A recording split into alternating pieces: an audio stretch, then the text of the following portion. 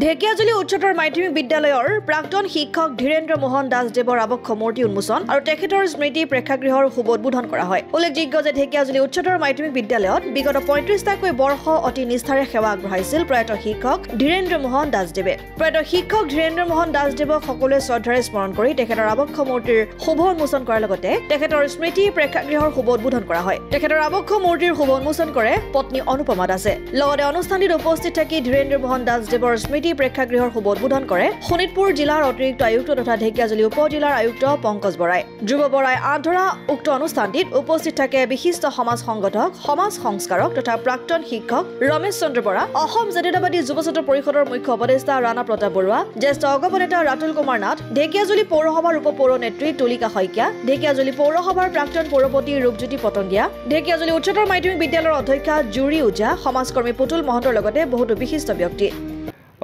আজি ঢেকিয়াজুলি উচ্চতৰ মাধ্যমিক বিদ্যালয়ত প্ৰয়াত প্ৰধান শিক্ষক ধীৰেন্দ্ৰ মোহন দাস ডাঙৰীয়াৰ এটি আবক্ষ মূৰ্তি উদ্বোধন কৰা হয়। লগতে বিধায়ক পুঁজিৰ পৰা বিদ্যালয়ৰ প্ৰেক্ষাগৃহটি পুনৰ নিৰ্মাণ কৰা হৈছিল আৰু তাৰো আজি উদ্বোধন কৰা হয়। আমাৰ প্ৰাক্তন প্ৰধান শিক্ষক ধীৰেন্দ্ৰ মোহন দাসে সুদীৰ্ঘ ৩৫ বছৰ এখন বিদ্যালয়ত সেৱা আগবঢ়াইছে। ঢেকিয়াজুলি অঞ্চলৰ মানৱ সম্পদ সৃষ্টি কৰাত তেখেতৰ যি অৰিহণা আছে সেয়া অদ্বিতীয়। কাৰণ এইখন বিদ্যালয়ৰ পৰাই বিগত সময়ত খুব ভাল মানৱ সম্পদ সৃষ্টি হৈছে, সমাজত প্ৰতিষ্ঠা লাভ কৰিছে, সমাজৰ বিভিন্ন দিশত ৰাইজৰ হকে সমাজৰ হকে এইখন বিদ্যালয়ৰ প্ৰাক্তন ছাত্ৰ ছাত্ৰীয়ে সেৱা আগবঢ়াইছে আৰু সকলো আমাৰ ধীৰেন্দ্ৰ মোহন ছাৰৰে শিষ্য আছিল। তো গতিকে এনে এজন ব্যক্তিক আমি অলপ ৰাইজৰ মাজত এটি আবক্ষ মূৰ্তি দাঙি ধৰিবলৈ পাই আজি সুখী হৈছোঁ।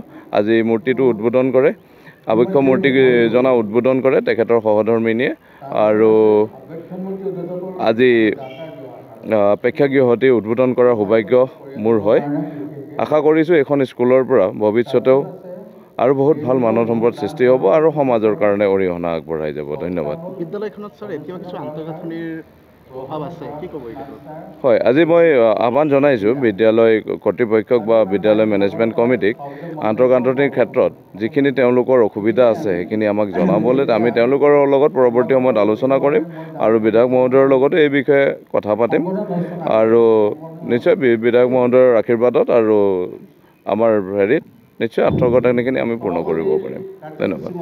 ঢেকিয়াজুলিৰ পৰা প্ৰশান্ত বৈশ্যৰ ৰিপৰ্ট, অসম আদিত্য।